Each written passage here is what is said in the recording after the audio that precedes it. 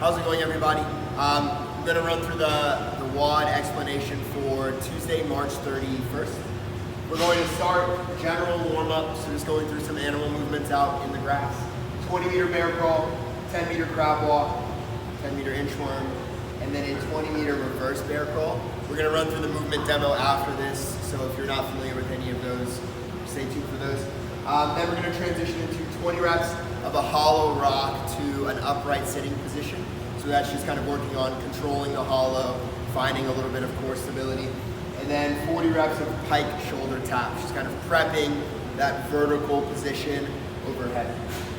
Then we're going to move into the workout. We're going to work on a descending ladder. I'm sure that's tough to read, but we're going 10 all the way down to 1.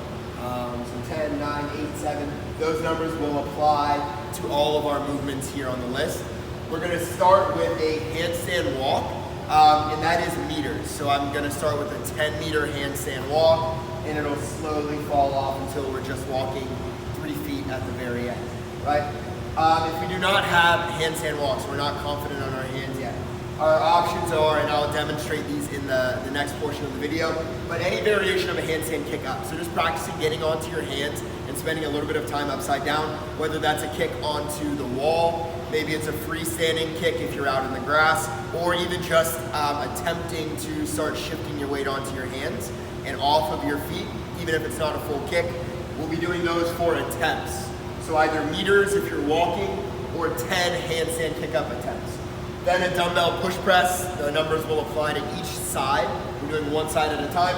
And then a dragonfly sit up, that's a movement similar to a candlestick. And then we'll finish your cool down. You're gonna go through 5 minutes of some specific shoulder mobility exercises, something that you prefer, whether it's like a banded distraction from the rig, maybe some kind of stretching, PVC pass-through, something you like. And then 5 minutes walk just to kind of get your heart rate down and start getting blood flowing back to all the different muscles in the body. So now we're going to move into the movement demonstrations. We're going to start the warm-up with some general movement out in the grass. 10 meters of a bear crawl, 20 meters, down and back on a 10-meter stretch. We'll turn over, and then 10 meters of a crab walk. You guys are focused on trying to keep the hips relatively flat. You see I've got a pretty big dip there, and active shoulders pushing into the floor. Then we've got 10 meters of an inchworm, so you'll go into a toe touch, walk yourself into a plank and do a push-up, walk back into that pike position, and back into extension for 10 meters. And then 20 meters in a reverse bear crawl. So we are propelling ourselves using the arms, driving backwards. After you finish your animal movements, we're going to move into 20 reps of a hollow to upright sit. So we're just using the abs and hip flexors to stop us from rolling right back into the next hollow. Try to keep the distance between your chest and your knees the same throughout all of your rolls. Then we've got 40 handstand shoulder taps or pike shoulder taps on the ground. Then we're going to transition into the workout. Descending rep scheme, 10 down to 1, starting with either handstand walks. Here I'm demonstrating handstand kickups. That would have counted as 2 attempts.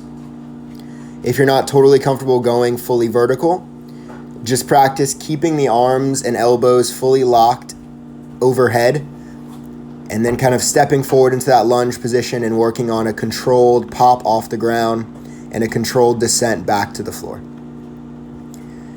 Applying that rep scheme to our dumbbell push press, front rack with the dumbbell, small dip and drive to full extension overhead. Looking for a smooth lockout at the top rather than a jerky, shaky stop. And then a dragonfly sit-up. You can hold on to the rig, whatever weight you've got available. Only drop the legs as far as you can while keeping your back flat on the floor. And we're trying to finish in a full pike position at the top. If for some reason that's bothering your low back or we just don't have the prerequisite strength to get that position, knee tucks will work as well.